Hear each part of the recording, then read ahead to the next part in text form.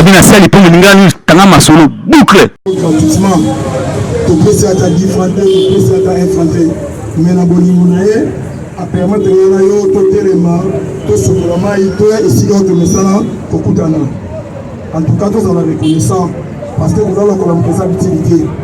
Et bien, nous avons tout à côté de poser problème. Maintenant, nous avons passé grâce. Après son macasse au téléma, après son souffle de vie. Oui, mais parce que le côté c'est à différent. Et le rebelle de Roson, c'est là qu'on met les bombes casse. Parce qu'on est dans le niveau. IDPS vivant. IDPS vivant. Bassin Gabriel vivant. Fatibé. Fatibé. Fatibé. Fatibé. Et télé ma bombe macasse. Il y a un monde de 5000 combattants. N'a pas combattants. Il faut que le père a encore le chaque fois les thanks. Son nom repose un peu politique et ça terrain bateau dans une manière solide. Sans une manière solidité, pour ça on a une politicité. Sans une agitation, pour ça la politicité. Nous avons émotion, pour ça la politicité.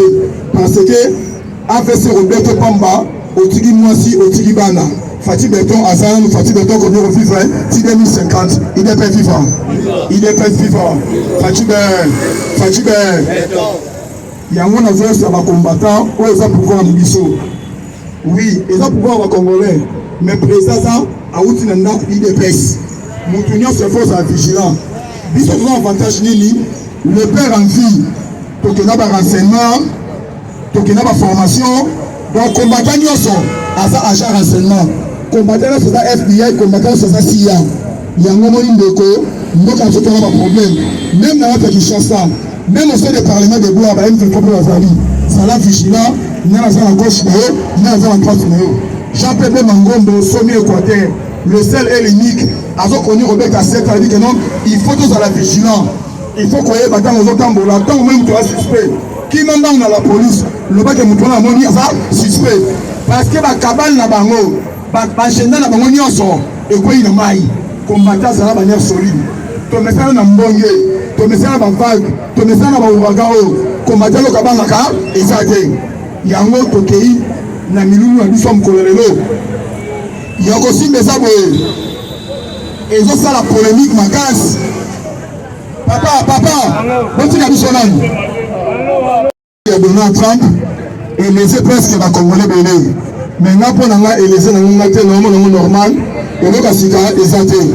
Quand on a Congo, ils ont un bon congolaise. Il y a congolais, il y a congolaise. Il y a pas de Congo, armée numérique rwandais et ça va me faire ma casse. Il y a l'intelligence artificielle. Ils ont une information de l'intoxication à la macassi. Si on a une manière solide, papa la soeur de bien l'italien. Bon, mon aki, monsieur Ronnie Jackson. Oh, le polémique est sali. Sur la toile, les réseaux sociaux, oh non, Yaya Kiawa, envoyé spécial Donald Trump, maintenant à Kéikouna, à Kéobamaramsous, décision au Congo, changement au Congo, et c'est pas des personnes. Et c'est pas président Félix, et c'est pas président Donald Trump. Décision, il y a sénateur, ou bien foyer, il y a Donald Trump, après sa fille, il faut qu'on sa fille. Et la question n'est pas le Bongo, c'est que ça Bongo. Il faut voir bien, le sénateur corrompu, Basali. Banfoye corrompu pe basali après bitumba toza nango Israël a tiki Rwanda te et ça la presse sur américain o ba mona comme si ça ba nilotique ba mo pe tiki Rwanda te bitumba za makasi mais si melo komoko les États-Unis décision fanda mais décision sur les États-Unis et ça mo ka Donald Trump parce que ba point bon point oh lobby ça qui capital essentiel à la raison abi situation à est et ça armée congolaise c'est moi ça la base à insécurité à est. Tant que l'on va le tenir, on voit qu'il Munduki, on région de M23. Est-ce que voilà Kosi, on dit ça soit considéré. Alors bien, on va citer soit est, c'est ça, Bissomoko, on le voit Munduki, on voit qu'il Munduki, on voit qu'il tenir. Alors, on région de Bakoum, c'est un mot de pays M23, on va se bomber, ma Congolais. Est-ce que le problème on a, n'a pas un lobby, alors lui m'a béqué, parce que c'est un autre vivre. Soit armé, l'armée va être traité. Armement comme responsable, il y a des patriotes, il y a des commerçants, il y a des mafieux, jamais comme le Kokoya. Jamais comme le Kokoya. Parce que ce hôtel de munitions, arsenal, jamais comme le Kokoya. Ceux qui comme le Kokoya qui, et ça armé la Bissomoko, armée à commerçant, armée à corrompu. À quel fond, maison visagé, notre immeuble, il y a 5 niveaux, à son visagé, à comme la base 10. Il y a un général à Zanagoma, Mazala Kama Rwandaise, Nabuto s'est camouflé, à qui on l'a dans la Rwanda. C'est comme un général à Moubo, c'est une armée. Mais bien, si on bien, Congo Zambo Garabiso. Parcours, et ça parcours à Israël, plus de 400 ans, pendant comme la terre promise.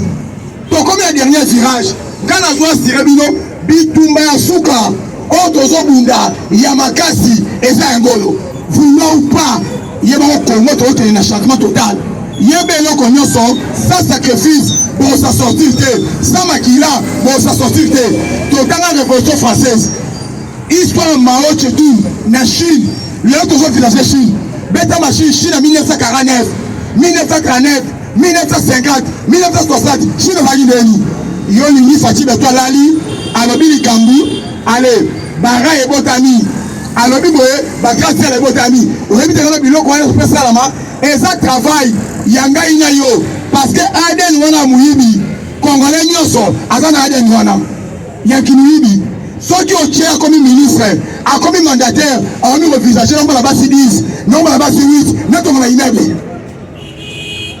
mwasi aboyo facha mingambo ok cop non sur le côté facha mingambo. Donc nous sommes comme à présent. Biso par la biso, na insécurité, na calvaire, on va nous rester en vivre. Non qui sur qui vous. Biso ba kilo to sani. Nous dans le moment comme télé, on ngama et on dala yo papa. Mboke za lo la mai. O boy ko sukola o mela. O boy ko melo boy ko sukola. Ata mbula o pola. Pesa ko mo Congo. Congo ba so ko tala ngo. Ngama kama mboka wana na kipango te papa soki okipe yango te yango osokipe na yo problème tokoni président soki mosa boyo kanda n'est pas président ok cop na yo ozumbongo te kanda n'est pas président ata lelo Congo boni fufa uta likode kitila se il faut luka poswa kimi ele kinyoso oki tangu tolobaka wana lelo tangu tolobaka bakoko tshelo biloko soki guerre ezali oya biloko wana te to vivre guerre ya Brazzaville babeti même 21 na victoire mais awa yo fani na ndako vitrine epanzani sani elongo na vitrine ebimi yango moko na batasio bozala yango okufaka na tasio na ndako ti ote kaonye na ngai aya tozela ye le 21 mars c'est le cas ote le 21 mars alors ça c'est de Marcy weza ndo tababa weza ndo tababa ba Congolais ba mal intentionné ba Congolais ba conscient ose ba Congolais na ngaya tobosani kiboumbu oyo eza ba Rwandais mais comme Congolais zane mutu mwa bosa mamla minika bosani bani botika komela masanga mi bomela mai biyo nyomela masanga mingi nzale longola libumu eke na cerveau même dans raisonner exact ils vont dire là na facha longola mo na cerveau ezonga na libumu Congolais doit encore réfléchir il est vivant il est vivant malgré cessez le feu M23 alira beta soche kisengi mais wazalendo alobi yango bien porte-parole na mon Roger cessez le feu on a est concerné FARDC est concerné par wazalendo te entre Sud Kivu na Maniema M23 linga Amerika bolinga boka M23 akapese Maniema et salaki deshi au pesi mbombo boyi mukolo ya mardi na butu tito comme mercredi et salaki au pesi mbombo boyi M23 contre wazalendo parce que wazalendo baza pilo longo bien cessez les faits wana et concerné FARDC et concerné sur wazalendo te yango meta bakosa liboma bameka kokota Maniema ezalaki opesi mbombo boyi soki oza patriote un vrai patriote loka bawazalendo en tout cas tobeta bomba bomba makasi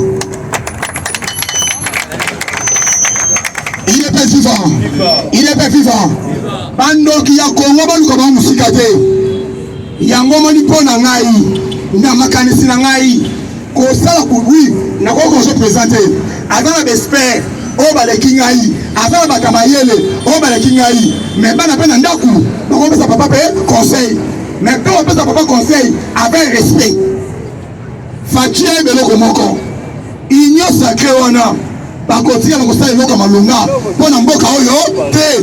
Parlement wana avec Vital Kamerhe bakotia so eloko malonga mboka oyo te. Sénat wana avec Sam Lukonde basala eloko malonga mboka oyo te.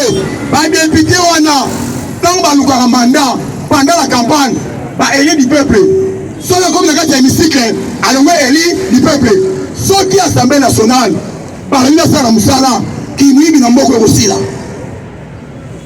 boyoti na consultation bapopo ya bahati le vieux Maradona na koti na kati na ye mpo na ye déjà azwa annonce bino po politique il est vivant. Est-ce que Congo ndenge eza wana Congo eza na besoin ya po politique ou bien Congo eza na besoin bato bakotravaille mpo na changement bapopo na bango déjà eza po politique ntango Goma ekwei Bukavu ekwei totikale komona nulle part nous les ressortissants des Fwati mpo nini Goma ekwei Bukavu ekwei mais ntango bamoni gouvernement ya union nationale badégration bandi nous les ressortissants des Bandundu mais Goma Bukavu ekweyaki bozalaki wapi po politique wana bazalaki wapi yango mpo na ngai atake mona ndaku nazopesa papa conseil avec respect na longo chapeau Fati Beto pour la mission parlement de Goussain prière il fallait pas les gouvernement union nationale fallait un gouvernement de crise mboka eza na guerre parce que gouvernement de crise mutakoyela ote po politique mutakoyela ote géopolitique ndenge bakongolais basalaka bango nyonso tous les provinces balinga base retrouver na kati ya gouvernement na bazala combien de membres bakozala combien de membres toko risqué tozonga na contexte ya union sacrée 55 ministères tozolela awa il faut pas réduire très déjà l'institution mais quand il y a gouvernement baza 55 membres suivi bezalaka te beta machine ane mobimba donc comme si mbongo Congo eteleka na l'institution siko mutu azala victime eza mpe congolais mutu akomi ministre famille biologique esepeli famille politique esepeli victime peuple congolais il faut makambo changer jamais mboka ekotambola boye il faut makambo changer esalinga mpasi babimisa 10 millions batia courant na ville ya mwanda batwa mbongo wana balia il faut kosa mutamba kende ntango akomi sur le lieu balandela boye ça fait déjà 200 ou 3 ans mbongo wana ebima mbongo tele kenda eyebani te naladi honorable mboka mwanda alobi adide mudimu ayebisa bango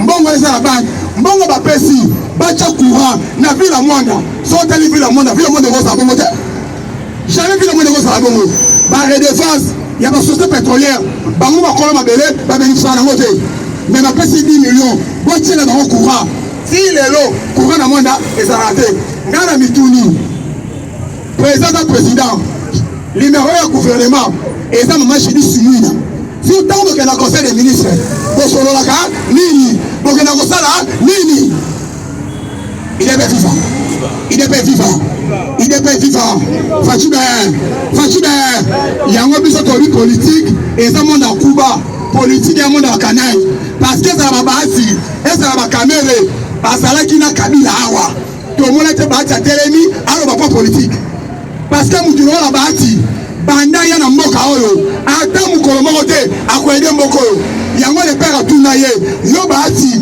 oza président ya société civile internet o nini quand les mêmes personnes wana donc Congo comme ya bango bénéficiaka peuple azalaka na misère donc politicien abénéficiaka peuple misère politicien abénéficiaka il faut makambo changer toboyi na gouvernement wana opo politique toboyi na gouvernement wana géopolitique ntango Goma ekweyaki Bukavu ekweyaki toyoki bata géopolitique te po politique mpe ezalaki te ntango bamoni corneille nanga échoué na mission na ye bango wana consultation tale baso ya mbango na badossier il est bien vivant il est bien vivant il est bien vivant Fachibe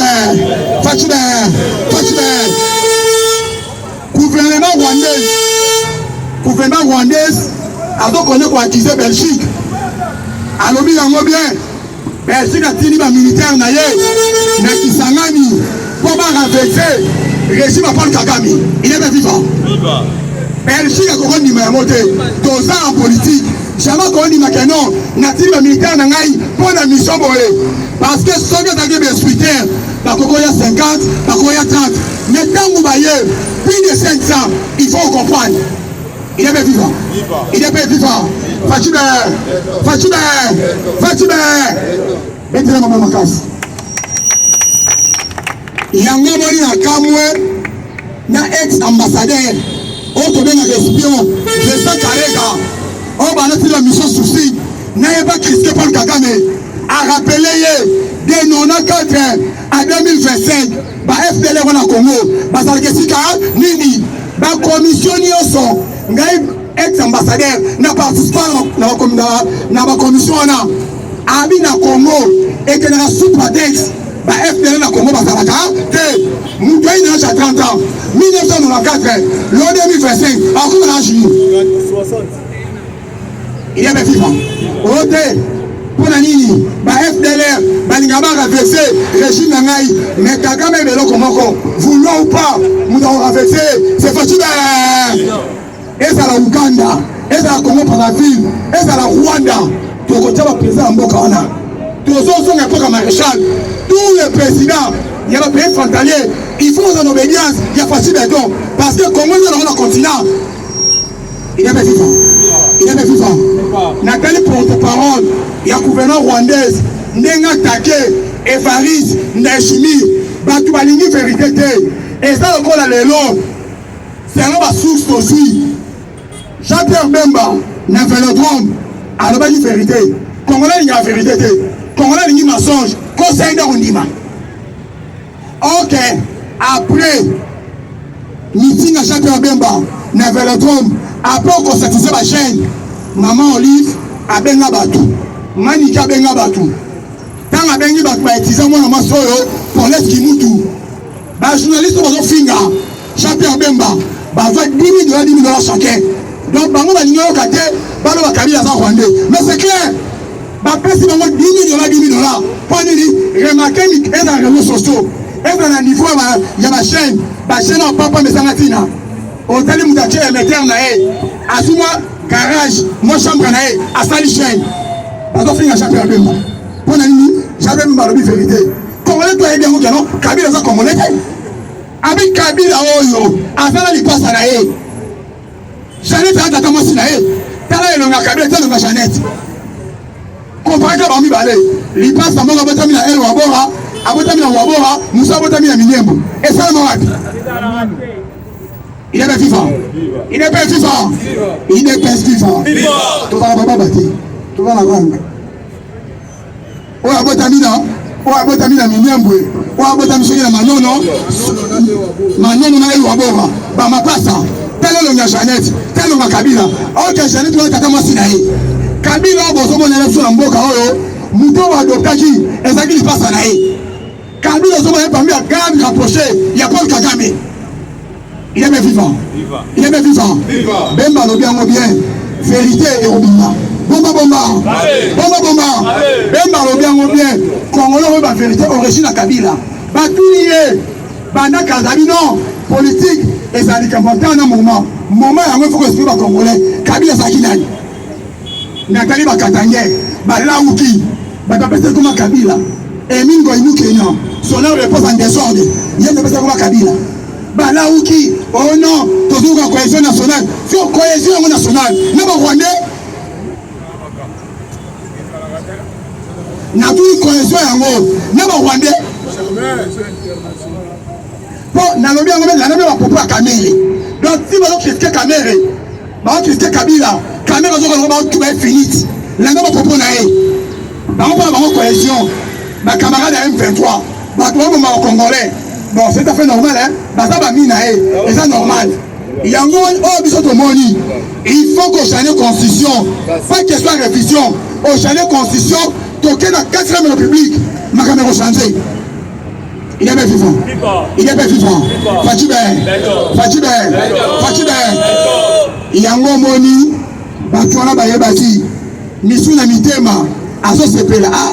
Corneille na laye. So corneille na ye. Et ça va bien. Papa notre baba.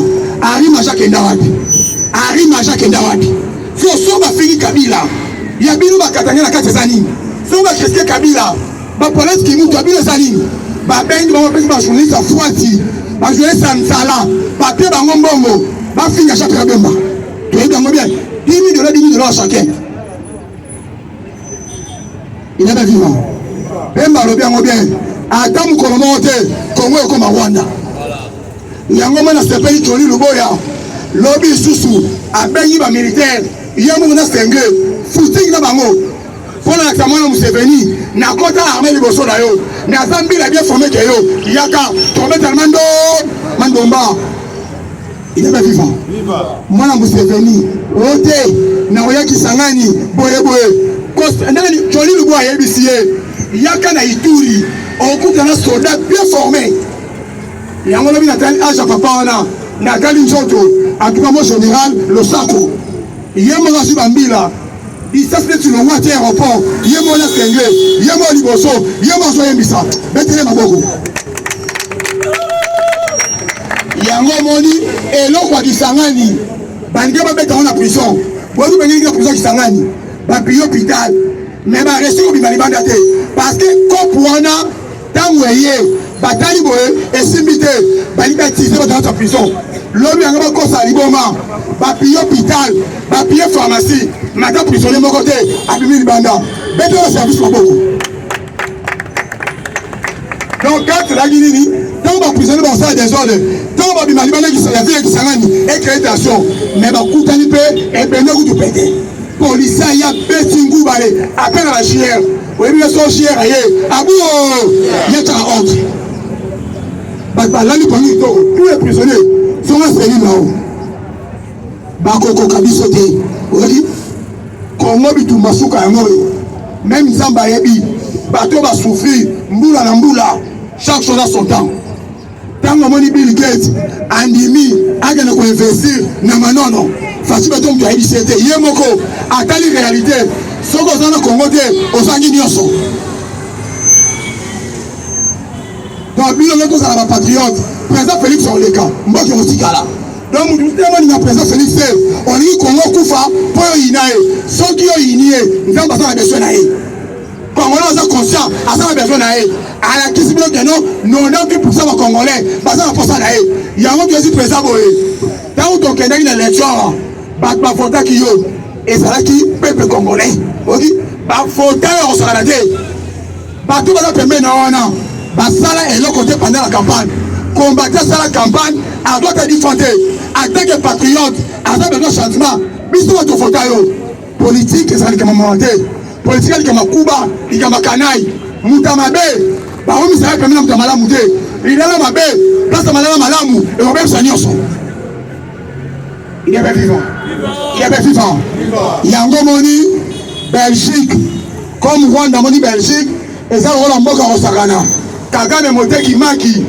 bakini guerre na Rwanda bake Uganda attaque ba réfugiés azoteka maki azotamala ba maki na nzela otali yebo na bochesse na e lokola ndoki lokola lipungu lokola libanki abenga fachi beton la teka pisa tala photo bomona ye na fachi beton omona Kagame lokola ndoki lokola zombie yango moni Belgique kanda wana chaque année bazana événement mo sama na Liège bani na commémorer mémoire ya ba tout wa kufa na génocide Belgique a lobby à partir ya lelo pas question ya eloko wana esa ma Belgique beta bon maboko pour pas me reprocher bango babio Congo on bien colonisé 12 millions madame Kolomote bo sonja que non donc Kanzata commémorer le mot pour les Congolais mais bon ça on pas Rwanda 1 million à Pamba, mais nous sommes 12 millions. Après 1 million dans le Kouka, et pourquoi tout le monde 500 000. Beaucoup fait 1 million de minutes. Il est pas vivant. Il est pas vivant. Il est pas vivant. À part Congo, tu as un peu comme sauté. Oui. À part Congo, tu as un peu comme sauté. Il est pas un mot qu'on retenit à riche. Na année, ma caméra belé. Tant qu'on dit 13 personnes, on va combattre Bimaki. Bango nyonso communiqué officiel ya courant congolaise bango comme la frontière té yé bango mamu maso Nathalie Obeminaku donc ba suye le 3 militaire de 15 heures à 2h du matin, mais on a le silité. Toujours continuer parce que Saddam a dévoilé mon bébé, tout la justice et ça la moussala d'amour. Maintenant, on doit se rebino. Régime à Kabila, Namoka Oyo, 2025 Oyo, 2026, 2027, Abou! Yango moni bango bayebaki batali mutu oyo soto tiki ye déjà baso ba bien bambanda na oyo et sa transition sans Kabila aho banda fait mandat na 2028 tant que changer concession yo tout na ngai et bon bamando asali et que na manjili tant que changer constitution 4e république 7 ans renouvelable en 14 ans parce que si 2050 Fatou sera président. À part hier, nous sommes à Sade. Ce que boy, mélange à faire le Koufa. Au boy, Congo par la ville. Au boy, qui est Angola. Congo par la ville, Congo la face. Au Kangola, Babengo ça y reste. Il est bien vivant. Il est bien vivant. Sauf qu'il n'a pas là, Bawazalendo, n'a évité, après guerre, Bato trouvé un moment d'ennemi. Ni tété, on a fait ça bien, n'a maniema, mais un peu toi aussi maniema. Si on a combat, na frontière entre Maniema, na Sédikifu. Donc, avantage à Annie. Tant qu'on a mis cesser les feux, Roger porte-parole, on a dit cesser les feux, on est concerné, et FARDC, et concerné Ouazalendo. Ouazalendo, à sa grande vigilant. Bam, Kabwe, papa, parce que tu m'as rempli bango. Tant qu'on a mis obligé, c'est que non, on te signé, bakon a cessé les feux, mais batron Nabino, et ça va fixer le colo. Il y a Bino la carte ça, Nini. Baso banga walike na minembo batron et stationné à likolo yo meka onikana yango moni Kagame M23 achaki teti ndeto so be lobby ba chef d'état major ya ba pays toi Sadek ba patron diplomatie ba ministre de défense bango tout ba osana Goma après Goma ba ke Bukavu parce que semaine yango yo o Sadek alobaki kenon bazo zo Bukavu bazo zo Goma bazo zo ni sango na boka gouvernement congolais. Fachibe. Est-ce maboko? Papa Oeza IDPS. Donc on défendre pouvoir na biso. C'est la dernière 100 na biso. Donc ça la 37 ans de lutte l'opposition. Jamais tu reçois des mandats. Il faut que chez Roya. Je vous pas Roya et humanité. Yo sont fandi aux hommes mal intentionnés. Na mutu na yo kaka dollar na poche pata $5 et ça kata au katana ata $1 et ça te kaka dollar et mati fachi dollar et mati so yo kaka dollar te aligné kita so ça nango aligné mata pesa $5 ok ti bongolo aluka pesa kwa likolo yango mani fachi betadi congolais be le kamana yo ako gérer mboka na émotion ya Martin Liboma te ako gérer mboka na émotion ya femme Sorodiongo te na kama France Sorodiongo abi ba ya consultation tu sais bien sans za mobali ya consultation na Califiona akomi libo Laurent Martin Liboma France Sorodiongo abi ba za consultation papa ba ko mela mai na tonga il est pas vivant Fachibe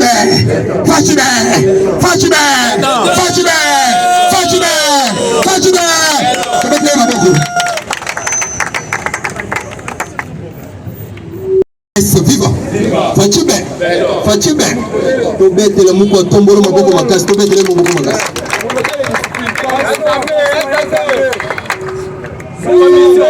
Sengo na yebi ke ba congolais nyonso basengaki na Fachi il faut to attaquer roi Rwanda ndenga lobaki po Fachi tango lobaka makambu asali la kayango Félix Tshisekedi alobaki soki Rwanda a osé na kosangisa tous les deux chambres pour na ko attaquer roi et belé ba yebité mokonza mboka asi asali maloba na ye ya kosangisa tous les deux chambres yango bomonaki azwaki pe pona ye akendaki Angola akendaki pona ko remercier président ya Angola pe ko féliciter na musala salaki ayebisi bien ke na yebisaki ke batu oyo bakondima ko solola te ko cantonner ba M23 oyo bakondima ngo te Kagame nde moto aza likolo makambo nyo elokola aza koboya ko négocier azolinga guerre bazwa mabele na biso a bientôt tozosala siko guerre na roi yango bomonaki président asalaki mobembo na ye ake kuna bakutani na Lorenzo a félicité ye Lorenzo aza d'accord mpona kodéployer bamilitaire na ye na République démocratique du Congo mpona s'associer mpo aza bantu aza mpe mwana ya Congo idps vivre origine na ye eyebani idps vivre Lorenzo lobi aza d'accord mais na ndenge politique ezokende batu nyonso bazali kotinda bamilitaire na bango et bolandaki Belgique pour votre information Belgique alobi boye azali prêt pour sauvegarder l'intégrité nationale de la République démocratique du Congo pour ezali pays où yemo kwako a coloniser idps viva soki bomonaki Rwanda beta kibiso ezalaki sur le plan humain yango ba arme numérique oyo Kagame abandai kosalela eza arme numérique ya Belgique azwaki yango France azwaki yango pona ifalaki kende Ukraine e bazu yango balusi yango oleke ekende Ukraine batinja yango na roi puisque Rwanda et France banda ko dépendre na minerai RDC ezali place bando sala ba transit et comme France et puis France ça azwa yango akaboli idps viva yango bomoni envoyé spécial aux États-Unis ayaki yao c'est un aventurier mounen ayaki pona ko distraire or que ezali complicité sami na Union européenne na Rwanda na Uganda po ba yako balusa biso balalisa biso toyeba keno azali envoyé spécial pour administration ya état américain bayebi or que bayebi azali sénateur amen idps vivant et tant wakomi kuna rapport oyo apesi na négativité à lobby espace ya RDC eza mune bazali kokoka ko contrôler yango te or ezali na ba pays voisins lokola Uganda na Rwanda il faut ba pays wana ba exploiter ba minéraux wana ou soit ba kabola mabele eza kindoki te et tant ekomi na mato ya gouvernement bamoni ke ezali kosakana na peuple ko yango moni Donald Trump azotinda envoyé to émissaire na ye spécial oyo administration américaine eyebi azokita na RDC à partir le 4 ou le 5 il y a 2025 on a 4e mois azoya idps viva mission oyo azakoya ezali pona ko sécuriser zone minérale ya République démocratique du Congo etango koya après kozonga na ye boyeba ke États-Unis aza ko déployer ba militaire pona ko sécuriser ba zone minérale ya République démocratique du Congo idps viva yango wana soki bolandaki langage ya président ya Burundi pe aza clair puisque Kagame alingaki attaquer pe Burundi abanda ko attaquer mais président Burundi alobi oyo bozo sala na RDC bokotikala ko sala ngona Burundi te po ngai na sina kanga déjà frontière na ngakala na monaki déjà que lokola bino bozo boma peuple congolais bolobi bozo attaquer ba FDLR mais bato tozo mona bozo boma eza FDLR te beza ba peuple ko mais moyen boya ko sala buzoba awa ezate to sengi bino to travailler à paix RDC azali prêt pour nous travailler dans les pays limitrophes. Mais à Monique, bino bosa na mauvaise foi, bosa pour nous exploiter minerais pour que mon peuple et local les ali bongo. Biso awa tozo ko déployer pe ba militaire ba sécuriser puisque biso na Rwanda na Burundi na RDC toza ba frontière.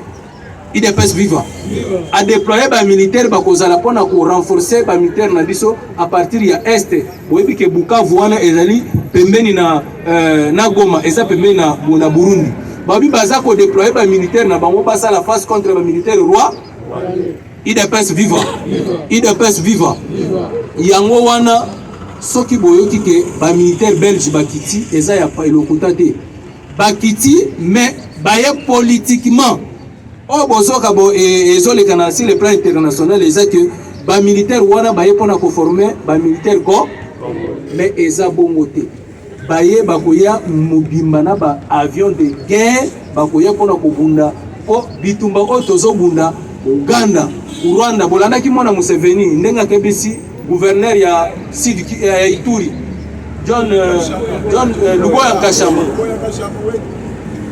chef d'état-major ya Uganda mwana Museveni alobi boye ayebisi gouverneur ya Ituri ayebisi il faut quitter à l'immédiat Ituri otika espace biso to sa nini tokota gouverneur ayebisi boye moi je suis commando bien formé na États-Unis pour Luboya Kashama azali commando bien formé na États-Unis ayebisi bango boye soki bomeki kosala erreur puisque bameki kokorompre bapesaki bambongo ebele aboyi yango alobi nakoki kotrahir mboka na ngai ata mokolo moko sikoyo ntango bapropose bambongo bakoki te balobi sikoyo bazokota par force yango boyoki ke na Walikali de Antonov ekitaki kuna bakitisaki ba matériel na bango pona ba s'installer po banda attaque Ituri ba même Kisangani IDPS viva et tant au gouvernement congolais po aza bien informé par rapport à biso bazu information que ba Antonov wana ekiti eza na ba matériel pona ko renforcer M23 selon c'est le fait basengaki or c'est le fait o basengaki bazo senga c'est le fait or que bazo ravitailler ba et tant que ça mi bongo gouvernement yoki bongo batingi ba avion ba drone et mati likolo et remarquer que ravitaillement eza maka et tant que ba moni bongo ba bombarder ba munitions oyo batindaki ba bombarder yango et ba bombarder ba déranger même aéroport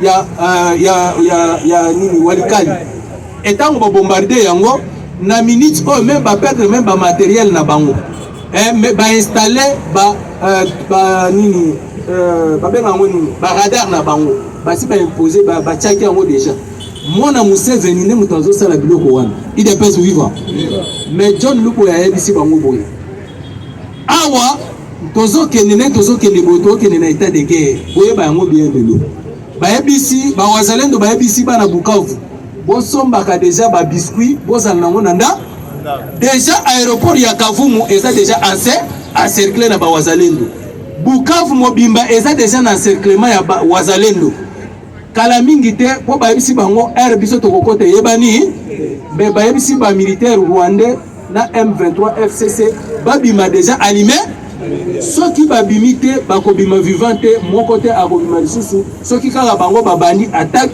moko te akobima vivant na kati ya Bukavu IDPS vivant IDPS vivant maintenant gouverneur ya nani ya Ituri ayebisi apesi déjà a lancé message na Uganda ayebisi bango soki chef d'état-major bakata yenginga aya kokota République démocratique du Congo azo mabela République démocratique du Congo mais soki boyebi te ngai na kokota Uganda na kozwa nini drapeau ya RDC tokochango na Uganda alobi yango amashe mote alobi aza na capacité ya kocha drapeau ya République démocratique du Congo na Uganda et puis ba militaire otoza bazo bundana tozi ba avion Mi-50 oyo ekosonné na partie est bat o bakozala commandé yango baza basi o basali formation na Russie IDPS vivant bango ne mutu bako commander bango ne mutu ba bombarder aéroport ya Walikali bango ne mutu ba bombarder ki yango donc Félix Tshisekedi a préparé guerre oyo so bomonaki azosala ba diplomatie accueilli par-ci par-là azaki déjà bien préparé abanda ko se préparer pour na ko sala faire nani face na Uganda pena roi IDPS vivant IDPS vivant yango bomona même ministre na biso ya défense akenda azalaki na Afrique du Sud a assuré RDC que to kozala prêt pour na ko sunga bino et ba matériel ya de guerre o matériel de guerre essayaki déjà eza awa soki bomoni ba train na biso ba militaire na biso na réseaux sociaux bomoni ezotambola bazali kozala tout autour ya train eza na kati ya ba train ba munitions de guerre eza na ka IDPS vivant yango na ye ko informer bino bozala na kinya mokonza mboka azali kobunda pour que guerre oyo esila libéré na libé j'ai des générations oyo bakoya bayeba ke eko ezana mutu moko président moko oyo abundaki mpona komettre fin na guerre na biso na roi na uga IDPS vivant selon information oyo tozwaki Kabila aza lisusu kokoka te kodispatche mbongo na RDC na ba mobondo pe na ba M23 aza na capacité wana lisusu bakati relation ndenge babanda kokotisa ba mbongo même oya HJ oboyoki baotokanga awa warish yende azalaki numéro 1 oya banda kokwaka ba mbongo na ba mobondo mais aza déjà répertorié yango bomoni même o azo ya envoyé spécial wana azali bien pona ba aza spécialiste ya ko identifier ba théoriste ya Hezbollah awa baza ebe muto akotisa bango Joseph Kabila po aumela na pouvoir IDPS vivant mais tant azo ya batindie na ba américain po ba ayeba ndenge ya ko identifier pe ko za ba information selon ba information bango baza nango on a insécurité aux RDC. Pour batuna qui même président na Fox chaîne moko ya américain Fox News batuna qui est ceux qui ba investissement ya état américain et na RDC. Est-ce que vous avez la capacité à sécuriser pour moi que ça na insécurité totale? IDPS vivant. Fati a répondu à bango bien que tous allez prêts pour na sécuriser et na to de toutes les façons pour que to cha sécurité za la makasi na RDC mais si ko bango bazo ya pona ko renforcer sécurité ya maka IDPS vivant mais selon information on a outi webisa bino Olive Lemba kitaki na Bukavu menanga kitaki na Bukavu ayaki pona ko liquider ba mbongo en espèce pona ko pesa ba M23 mbongo po guerre est persistée toujours, base à la bien alimentée. IDPS vivant. Et tant Wakiti, Bawazalen ne peut pas le mouton de Bandako Lukaye. Il faut au Kanga. Mais selon information, tu as qui na Boutou. Tu as dit que Bawazalen do ba récupérer qui Olive Lembe. Wana ezaba information mais ezalina nous source na ezana le fiable mais tu as dit que Bakangi. IDPS vivant. IDPS vivant. Et balobi boye. O ezali information clé. Ya ba wazalendo. Balobi lokola Olive Lemba kiti Bukavu. Soit akobima ya kukufa soit tokokangaye. Akobima il faut gouvernement congolais ba zoyer to bandreye. IDPS vivant. Wana eza selo ba wazalendo. Puisque Kabila azali suna moyen ya kokota RDC olandaki mukuna ndenge mukuna lobaki ke Kabila soka koti na RDC akobima akokangama IDPS vivant puisque Kagame azali ko travailler na Kabila pour que mbongo eba dispatcher mbongo gal eba toujours na RDC yango momoni mokonza mboka na kati ya cabinet na ye asokoli bato ebe azui mwana na ye kutoche secrétaire privé na ye IDPS vivant ndenge bomoni pe Donald Trump asali ha ezali pona ko sécuriser pouvoir na ye IDPS vivant à bientôt pour komona makambo ebele ko changer Caméléon bomoni tango consultation bandia Jean-Pierre Bemba IDPS vivant eza pamba te soki boyoki Jean-Pierre Bemba zolo bake ba politicien arabe abengaki ba politicien arabe azalaki il est le seul personne où azali bien informé où azana information ya makasi et alobi yango ke soki makambo eza ko persister ya guerre boy akosenga chef de l'état akota guerre azonga na ki militaire na yesa nini ezonga po ebele bazolo bake bazozo bana na bango bazotinda bango na poto mais alobi soki mwana na nga lingi akoma militaire akokoma nga na koma militaire na senga tata na nga te nga moko na moni ki pona kota pona ko sauver mboka na IDPS vivant. J'ai peur de matango zotambola na ba campagne na ye pour na recrutement ya ba jeune militaire ou ba pour ba intégrer na FRDC azolo ba comme Joseph Kabila et azana ba information nyonso ke Kabila ne muto azali ko kosala ba ko financement nyonso o bozomu na ba guerre nyonso zosala ma awa. Est-ce que bino boyebi ke Kabila Kagame ne muto bana ko nommer ba nomination ko ezaki na armée na biso et les autres ont la difficulté ni tete ya ba trahison nyonso bozo mona oyo ezali na ba militaire oyo bazalaki na obédience à Paul Ka et c'est pour cela bomoni ke Gome tombaki po bayebi ke Félix Tshisekedi azaki étiquette et bazi ordre et outil à partir ya Kigali yango moni ba désertaki bazui ba manduki na bango ba tiena se ba bisi ba miteke mutute a combattre ba M23 yango moni ba koti na ndenge mo ya pété même na Bukavu ba kota ki pepe merci manango Félix Tshisekedi atalisi bango ki ngane muto na soka ma République démocratique du Congo bazo samisa bango te IDPS vivant mena fachi azobunda sikoyo contre Kagame na Uga na Museveni nde place sikoyo toza. Est-ce que bolandaki na RTNC maloba oyo ancien gouverneur Julien Paluku ndenga yebisi bandeko na ya Est bolandaki yango ayebisi bango bosoma déjà ba biscuit po mbala oyo tozokende mpona kosilisa guerre oyo tobayebanda depuis 30 ans ezosila pour l'instant ezosila libela na libele IDPS vivant yango fo boyeba ke lokola Belgique akoti makambo guerre ezosala nini ezosila. Félix Tshisekedi alobi yango ntango akutana otokutana na basénateur ayebisi bango ke a bientôt guerre à bout. Félix Tshisekedi a commis prêt pour nous aussi guerre à Est.